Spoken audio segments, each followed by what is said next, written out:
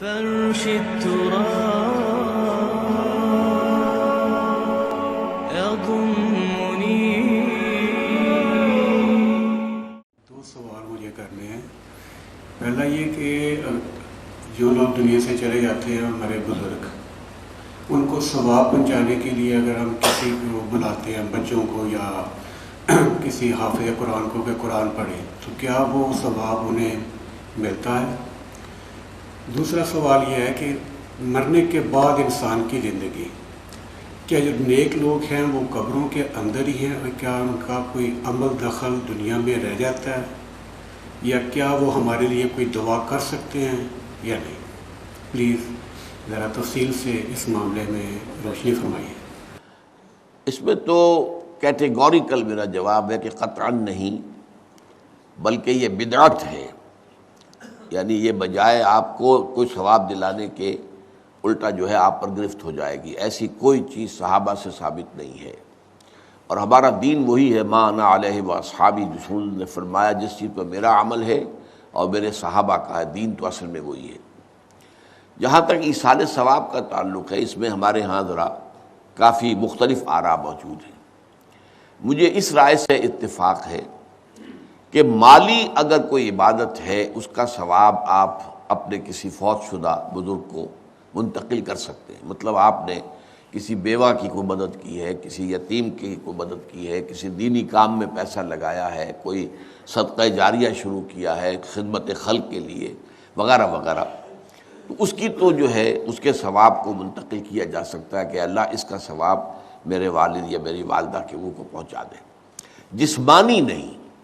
آپ نماز پڑھ کے کہیں اس کا ثواب، یا روزہ رکھ کر کہیں کہ اس کا ثواب، یا یہ کہ آپ قرآن پڑھ کر کہیں، یہ آپ ہی کو ثواب ہوگا.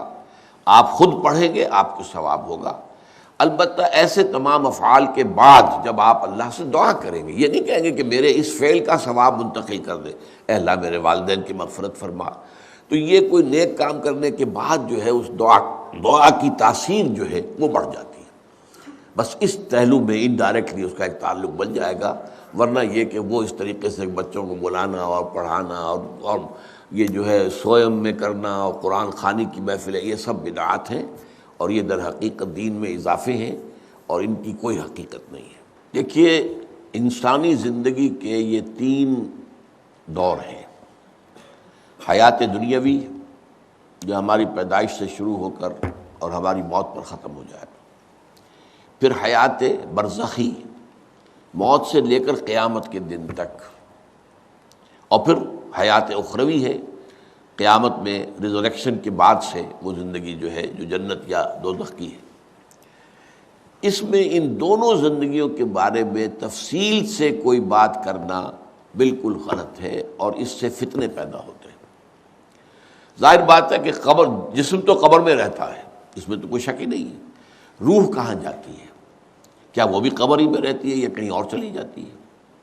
قرآن مجید میں سجین اور اعلیٰ علیین کا ذکر موجود ہے، لیکن یہ تمام چیزیں متشابہات میں سے ہیں. یہ تمام چیزیں قرآن مجید میں سورہ آل عمران کے شروع میں بیان کیا گیا ہے کہ ہم نے یہ کتاب اتاری ہے. اس میں کچھ آیات محکمات ہیں، کچھ متشابہات ہیں. وہ متشابہات کا ایگزیکٹ مفہوم جاننا اس وقت ہمارے لیے ممکن نہیں ہے. یہ تو جب اس عالم میں ہم پہنچیں گے تو معلوم ہوگا کہ ہاں یہ بات تھی کہ جو قرآن مجید میں اس طور سے کہی گئی تھی. لیکن یہ کہ اس وقت جو ہے جتنا کچھ ہمیں حدیث صحیح میں مل جائے یا قرآن میں مل جائے، اس عالم برزخ میں بھی یہ تو ہوتا ہے کہ جو نیک لوگ ہیں انہیں کچھ نہ کچھ جو ہے اثرات اچھے ان پر پڑتے رہتے ہیں، ان کی ارواح پر کہہ لیجئے، اور کچھ جو برے ہیں ان کے اوپر جو آخری انجام ہونا ہے اس کی کچھ ریفلیکشن ہوتی رہتی ہے. جس کو حدیث میں کہا گیا ہے کہ ہر قبر جو ہے وہ یا تو جنت کے باغیچوں میں سے ایک باغیچہ ہے یا دوزخ کے گڑھوں میں سے ایک گڑھا ہے. یا کہیں کہہ دیا جاتا ہے کہ کھڑکی کھول دی جاتی ہے اس میں، یا جنت کی طرف سے ٹھنڈی ہوائیں آئیں، خوشبوئیں آئیں، اور یا دوزخ کی طرف سے کہ آگ کی لپٹ آئے. دوزخ میں داخل ہوں گے قیامت کے بعد ہی، اور جنت میں داخل ہوں گے قیامت کے بعد ہی، لیکن اس کے کچھ آثار پڑنے شروع ہو جاتے ہیں. وہ جس کو انگریزی میں آپ کہتے ہیں coming events cast their shadows before. بعد میں آنے والے واقعات جو ہیں ان کے کچھ سائے جو ہیں پہلے سے آنے شروع ہو جاتے ہیں. تو اسی طرح سمجھیے کہ جو کچھ آخرت میں کسی انسان کے ساتھ ہونا ہے اس کا ایک عکس جو ہے وہ عالم برزخ میں شروع ہو جاتا ہے۔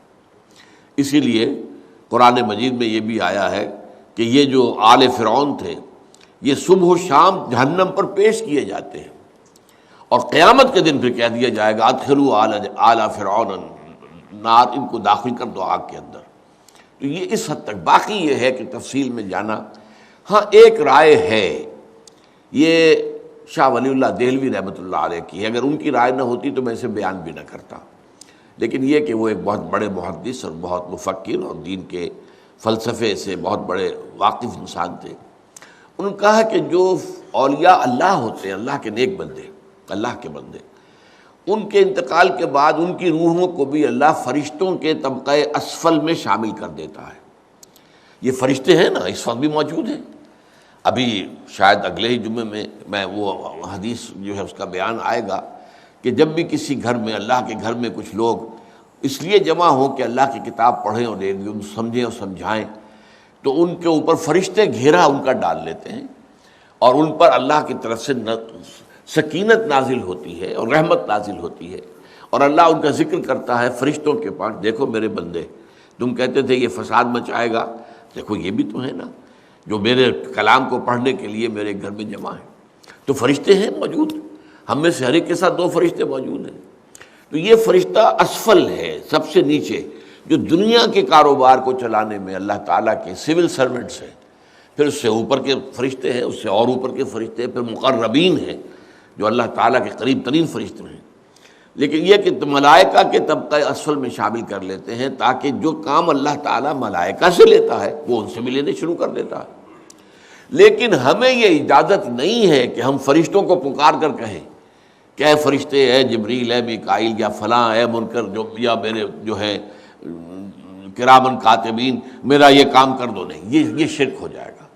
اسی طرح ہو سکتا ہے کہ انبیاء کی ارواح جو ہے وہ بھی اللہ تعالیٰ نے شامل کی ہوئی اس لشکر کے اندر، وہ کام کر رہے ہوں اور وہ اللہ تعالیٰ کے حکم سے مختلف معاملات جو ایگزیکیوٹ کرتے ہوں، لیکن ہم کسی کو پکار نہیں سکتے۔ بس یہ اگر آ گیا میدان تو یہ پھر جو ہے شرک شروع ہو جائے گا۔ هي الحلقات تحفظني بآيات من القرآن، هي الحلقات تملأني بحب المصطفى العدنان.